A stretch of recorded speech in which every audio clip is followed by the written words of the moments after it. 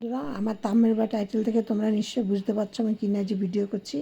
আমার যে ভিডিও করছি আমি বুগনভিলিয়া অথবা কাগজ ফুল গাছ নিয়ে। এই ফুল সাধারণত বর্ষায় আর শীতে ফোটে, কারণ আমি শীতেই বেশি ফোটে, বর্ষায় খুব কম ফোটে। সব ভ্যারাইটিগুলো ঠিকঠাক শীতে ফোটে না। যাই হোক, আমার গাছের কিন্তু দেখো প্রচুর পরিমাণে ফুল ফুটেছে।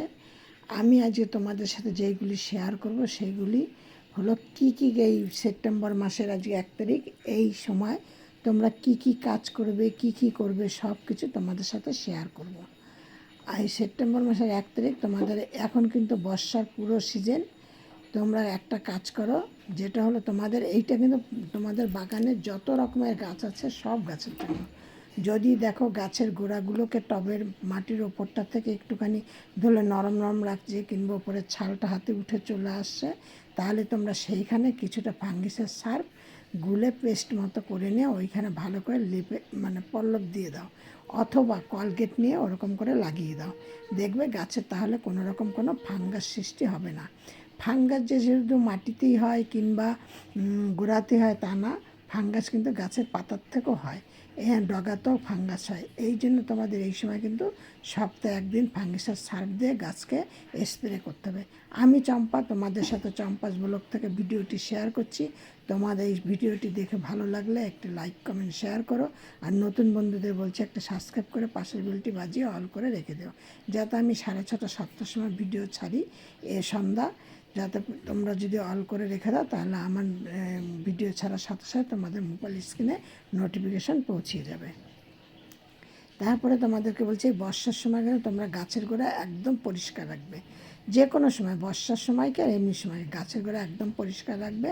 কেন পরিষ্কার রাখলে কী হবে, তোমাদের গাছে গোড়াটা আর বৃষ্টির জলে বা খাদ্য খাবার গাছের ওই আগাছা গাছগুলি বড় হয়ে যাবে, কিন্তু তোমাদের গাছগুলি সেরকম খাদ্য খাবার গ্রহণ করতে পারবে না।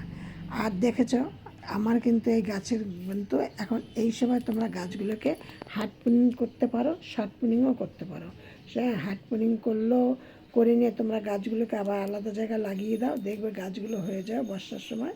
আর শর্ট পুনিং করলেও কিন্তু তোমরা করতে পারো, কারণ তোমরা যদি মনে করো তোমাদের গাছে অনেক ধরনের কুড়ি এসছে বা ফুল ফুটছে, তাহলে যেইগুলিতে না এসে শর্ট পুনিং করে দাও। হার্ড পুনিং করার কোনো রকম দরকার নেই। আর যদি হার্ড পুনিং করো তাহলে কিন্তু তোমাদের ফুলগুলি সবই বাদ চলে যাবে। আর এখন যদি তোমরা পুনিং করো তাহলে কিন্তু গাছের শেপটা খুব সুন্দর আসবে। আবার সামনে শীতকাল আস্তে আস্তে তোমরা প্রচুর পরিমাণে ফুল পাবে দিয়ে নি।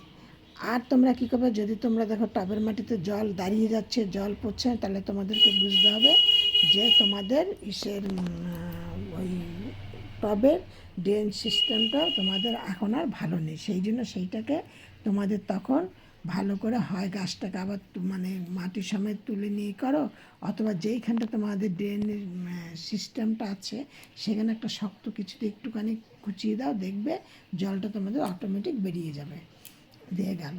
আর এখন কিন্তু তোমাদের প্রত্যেক 15 দিনে একবার করে গাছকে স্প্রে করতে হবে, কারণ এই বুগনভিলিয়া গাছে কিন্তু পাতার থেকে বর্ষার সময় প্রচুর পরিমাণে ফাঙ্গাস হয়।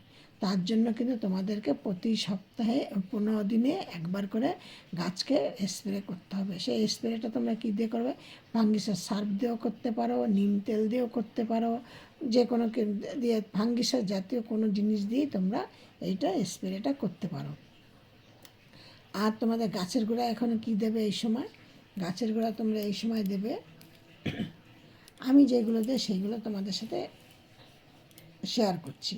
আমি দিয়ে ভালো উপকার পেয়েছি, আমি আগে উপকার পাই, দিয়ে দেখি, তারপর ভালো উপকার পেলে তারপরে দিই। এখন কিন্তু তোমরা এই সময় 1 চামচ করে তোমরা এক্সাসল্ফ বা ম্যাঙ্গনেসিয়াম গাছের গোড়ায় দিয়ে দাও, তাহলে গাছগুলো আমার মতো এরকম সতেজ থাকবে, কোনো রকম কোনো সমস্যা থাকবে না। আর 15 দিনে একবার করে ফাঙ্গিসাইড সার্ফ গুলে গাছের গোড়ায় দিয়ে দাও। দিয়ে এই গেল এই জিনিসটা।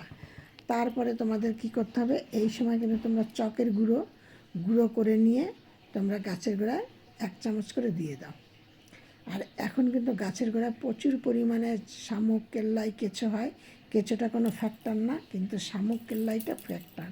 এরা কিন্তু গাছের প্রচুর ক্ষতি করে দেয়, কেন এরা গাছের ডগার কচি পাতা তারপর ফুলের কড়ি এরা কিন্তু নষ্ট করে দেয়।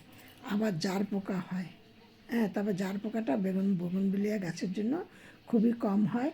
কিন্তু এই তোমার শামুক কেল্লাইটা মাটিতে তো হবেই হয়, সেই জন্য তোমাদের কী করতে হবে, চুন দাও গাছের গোড়ায়। এক চুন নিয়ে আসো, নিয়ে এসে সেটাকে পেস্ট করো, গুঁড়ো করে নিয়ে প্রত্যেকটা গাছের গোড়ায় সপ্তাহে একদিন করে 1 চামচের 4 ভাগের 1 চামচ, 4 ভাগের 1 ভাগ করে তোমরা চুন টবের চারিপাশ দিয়ে, মানে একদম গাছটার গোড়ায় দেবে না, টবের গাছের গোড়ার থেকে দূরে টবের ভেতরের চারিপাশ দিয়ে একটু একটু করে দিয়ে দাও, দিয়ে দারুণ কিন্তু উপকার পাবে দিয়ে। আর তোমরা কি করবে, গাছের গোড়াটাকে ভালো করে খুঁচিয়ে খুঁচিয়ে রাখবে, যেন কোনো রকম যেন মাটিটা চাপ ধরে না যায়। চাপ ধরে গেলে কিন্তু তোমাদের গাছের গোড়ায় হাওয়া বাতাস পাবে না, যে গাছ কিন্তু তাতে ফাঙ্গাসের সৃষ্টি হবে, তারপর তোমাদের কোনো ফুল আসবে না। এই আর অনেকেই তোমরা বলছো ভিডিওতে, অনেকেই বলে যে বুগনভিলিয়া গাছের জলের তেমন প্রয়োজন নেই, খুব রোদ্রে দিলেই গাছ নাকি ভালো থাকবে। জানি না, সেটা হয়তো তাদের, আমি যেটা বুঝি গাছের গোড়া জল তোমাদের দিতেই হবে। গাছের গোড়া জল দিয়ে আমি যেমন গাছগুলোকে সবসময় একটা করে রাখি, মানে ভেজা ভেজা ভাব করে রাখি, যে জল আমি দেই কিন্তু গাছটাকে প্রচুর রোদ্রে রাখি।